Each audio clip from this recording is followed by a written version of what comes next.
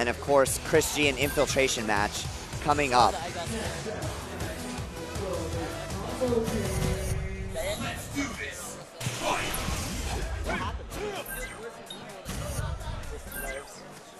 Flamer Boy giving the lowdown here. Yeah, that's right. Sorry. Mr. Magus. Yeah, so he's basically just saying, you know, he felt a little scared. He actually said it was worse than Evo. I'm not sure what that's about, but, you know, sometimes nerves hit you at the weirdest points. Like, you're kind of just hanging out, and then you're like, oh, my God, oh, my God, oh, my God. Yeah. So, I don't know why it just happens. Deer in the headlights, it can happen even to top tournament players. And that's kind of why, you know, I was a little disappointed because I've actually seen him play, and it's not looking like that. You know, I've only seen him play a couple of matches in Street Fighter Cross Tekken before today, but I know him as a player, and I know he's capable of a lot more than that. Yeah, there was some hard-to-explain stuff there. Like, yeah, when Skyle just jumped in, even though he had a full other character. Rufus jumping, keeping a character. Yeah, that was the biggest, you know, WTF moment is just let me jump in when Rufus has full health in the back. But that's all right. It was unexpected. Yeah, it was crazy and unexpected. But he did it for the crowd. But, yeah, right. But he'll be back for sure. He's not going anywhere. No, great player. Another NorCal standout. Yep, so we're going to have SoCal versus SoCal right here. Jin versus Julia. Not a match you've probably seen a lot of. Maybe from Wednesday Night Fights or something. Yeah, that move is awesome zoning tool. And you know what you're going to see a lot of is when he throws that move out, characters are just going to walk into it because they're just not ready for it. Shining Wizard right there. He's going to get the follow-up. Goes for the cross, nice cross-up. Deep, deep cross. Yeah, a lot of time to work, too. There's that jumping roundhouse.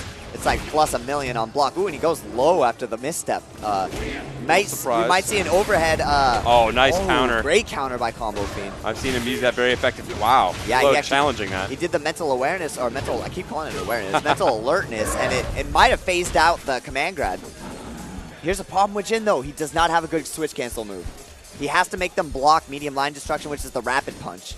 So he's and I think that's what he went for right there. You called it. Yeah, he probably went for a crouching short and a medium line destruction, and usually that's when you tag in a Rufus, and you get about 3 mix-ups during it because it lasts so long. But you have to get there. Oh, neutral jump just blows up Julia. Gets her from the backside. Yep, and 2 electric God Fists right there. He's going to do it again probably. Oh, he goes into the hook. Knockdown.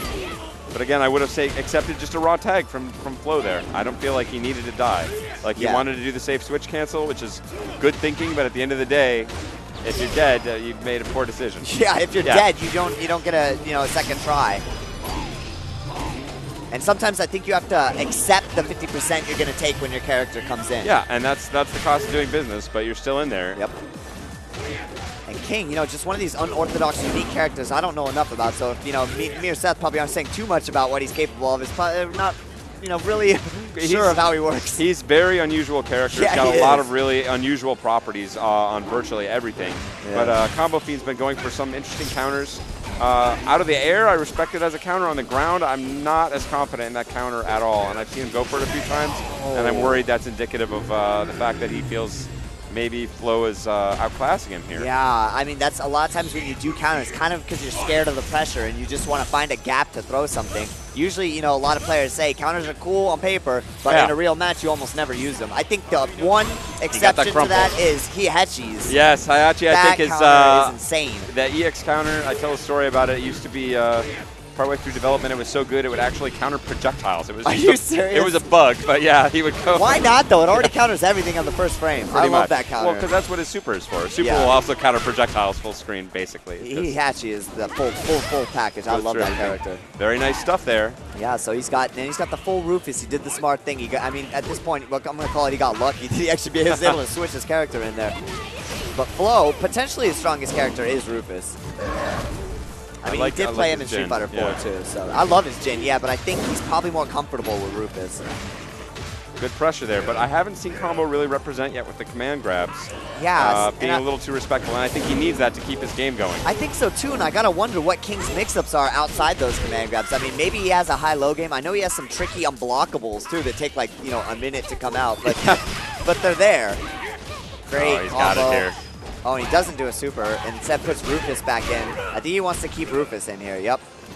Rufus corner pressure, a lot better than Jin. That could be it. Yeah, that'll definitely be it. Floe is on fire right now.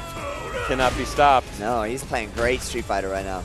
And yeah, he's using, one of these new characters to surprise somebody and one of these classic characters. Funny calling Rufus a classic character now, but in some sense he is. and he's using a character, you know, he's more classic and familiar with to really be Old Faithful on his team. I like that pressure. Walking jab, moving forward just a little bit. Yeah, like I was saying, Seth, I mean, he's like plus a million on all his folks, so you got to block a lot versus Jin when he's in close. Nice pickup right there with the God Fist. Unless and you want to look alpha at that. counter. Yeah, that's why he finishes in that God Fist, because that setup right there. Can't finish her, but he's close. Let's see what he does. Oh, good idea, good idea. Yeah, smart by both of them. And he still had plenty of time to land a full combo there. Exactly. That was, I mean, that was probably the best thing he could have done. He goes into a classic Jin string right there. I love Jin's Tekken strings. They look so flashy. Here we go. That he cross rolled up? right out.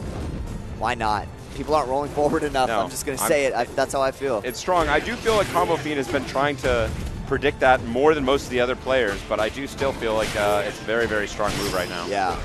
Rufus going to come in and bring up the rear. Good damage. He's going to get the mix-up. Just crouching shorts right into string. And there's another one of those things that you're talking about, Seth, where like now he can just convert these weird random hits into big damage. Before, a jab for Rufus at the worst was like, you know, EX tornado spin or in a standing strong. Yeah, very hard. If you could link it, it was difficult. So usually it was like short, short, short, short. That's it. Yeah.